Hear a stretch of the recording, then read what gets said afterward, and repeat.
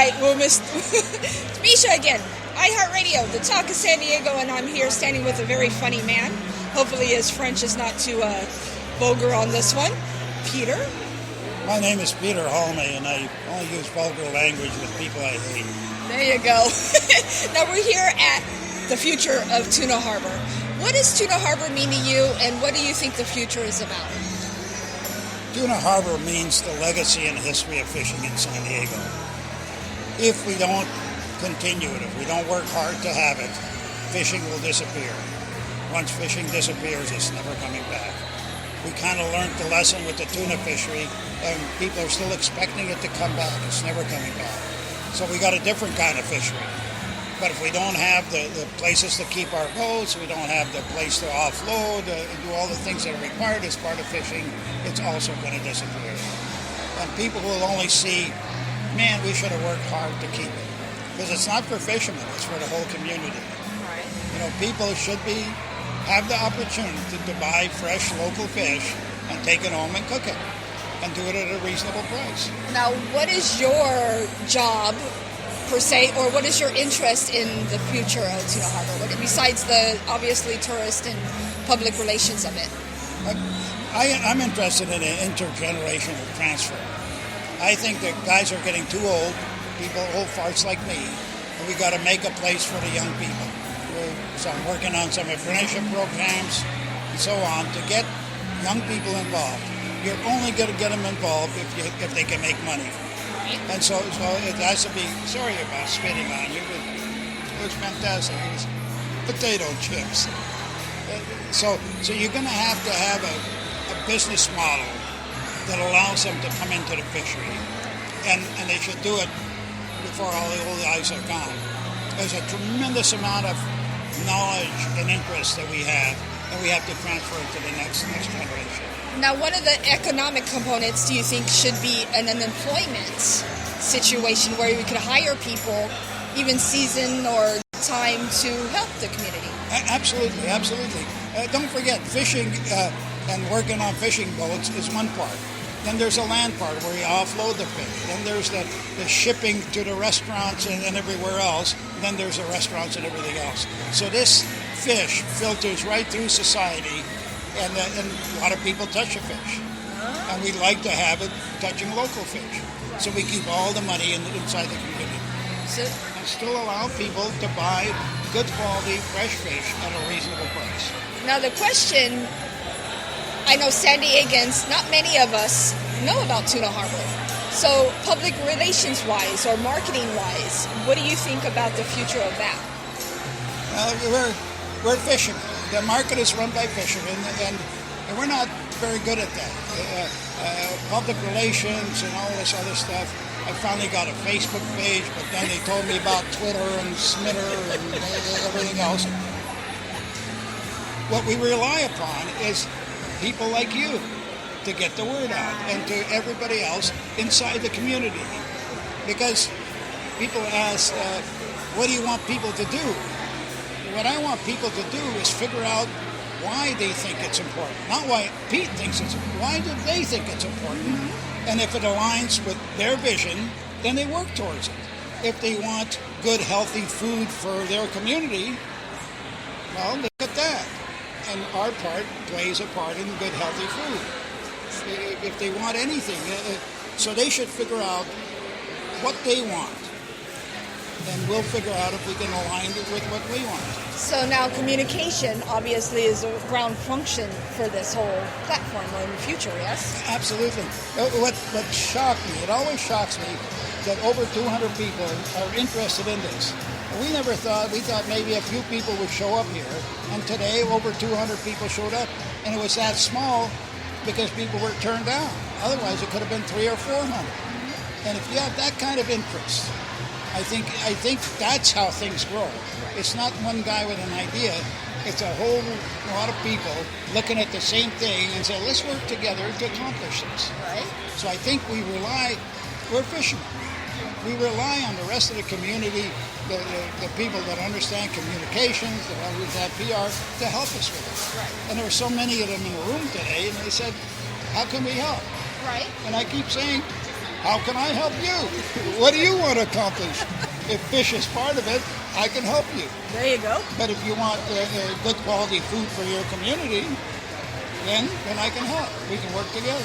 Right. So, tourist-wise, we touched on economics. Tourist-wise, do you think that the tourism with Seaport Village going on, U.S. Midway and all that stuff, is going to be enhanced with the future of the tuna harbor? I think it's going to be more commercialized where people are just too afraid of the crowds. No. I think people will come down to see, not even just to buy the fish, to see the whole spectacle of fishermen bringing in their catch and offloading it, processing, and comes out. It's a beautiful thing to look at, and it's not phony. It's not Disneyland. Somebody said it's not SeaWorld. It's none of those things. It's real working fishing harbor. Those are working fishermen, and it's a little gritty. But today, a lot of inner cities are leaving the grittiness there. Because if all you have is a bunch of high-rise condos and nothing else there, people said, what's the purpose? Along the waterfront. What if you paid $700 for your hotel room and you looked out the window and you saw another guy who paid $700 looking at you? You'd have two hotel guys looking at one another. Rather than that, they look down and say, wow, I wonder what's going on down there. What are they doing down here? Oh, look, it looks like a fishing boat. Or, for example, if you had a restaurant on the waterfront and you looked out on the bay and there was nothing there, just water. That's not interesting. Oh, look, a fishing boat going by. Oh, look, a Navy ship going. All of a sudden, there's activity on the road. Right. And part of that activity is fishing boats. And a lot of that is also tourist and the beauty of San Diego, because again, it's the finest city. Look at what's going on. And it's just not a bay with water. It's activities on that bay. Right, and they have more of a commercialized, like we're not turning anybody's job into a hobby, into a job. You know a lot more about this than I do. Go for it. We'll see. But we're not turning anybody's hobby into a job. No. This is their job. This is their living. Right. We're just trying to sustain it. Right. It's the culture and history, and it's a fabric of the waterfront. And you start tearing at the fabric, and pretty soon it doesn't look like a waterfront anymore. No. You know, and all of a sudden you say, "Gosh, we didn't know that was important." And you tore that thread, and your sweater unraveled, and you said, "Why did I tear it?" Right, because it's been old and it was indifference for a while. Right. So now we're trying to make it part of the community again. We can do. I think we can take what we have and bring it into the 21st century. It can be the port over you, not world class, but it could be such an important legacy that we leave behind. That guys like me would like to leave this legacy for the next generation. It's important to us. Now, how old do you have to be to experience this? What do you think?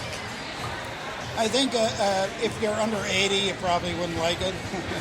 There you go. We have found that at the market, we have kids, 4-year-olds, that are looking and poking at the fish and looking at it. We have teenagers that have said, can I get a job here? We have older people bringing their babies and kids and taking their dogs for a walk, looking at it. And we have old guys that keep saying, oh, I remember when we had tuna fishing here in San Diego. So you have a complete cross-section of everybody from 3 years old to 85 years old. And they all have a different interest, but all an interest in keeping this thing alive. Where do we get fish? Where do we fishermen? Where do we find out more about fishing? Now, I know it's tourist, and it's maybe a little showy because we like to show the public our beauty and everything. Are we allowed to take pictures of the big fish coming in? Are they already cut? No. We offload the fish. And yeah, part of it is when we start offloading a big shark or swordfish, people gather around and take pictures. No, we encourage it. So we want pictures, cameras, video. Again, you ask, how do you pass that along? You take this thing, you pass it on your Facebook page or so on. I came to San Diego, take a look at the fish I caught. And I think today, you don't need to spend a lot of money on newspaper advertising and so on. Now it's everything's on the internet. Yeah. One day we will understand it. We build Google's search engine for carousel, so we understand it very well. But the port, public relations, tourism, the way to get educated and the way to get pictures, photos, video. It's the everyday person at that $700 hotel room coming down with their camera. Exactly. And then sending that picture to their friends. When you're in San Diego, check this out. I came down there and you can see these big fish offloaders. So now we have the San Diego Zoo. We have SeaWorld still. We have Seaport Village. We have the working waterfront, Tuna Harbor. There you go. Waterfront. Well, I do appreciate your time, and thank you for talking with Thank us, you. Peter. This is again Misha from live from iHeartRadio and the Talk of San Diego, talking with. Peter Hallman. Thank you, Peter. Appreciate it. Thank you.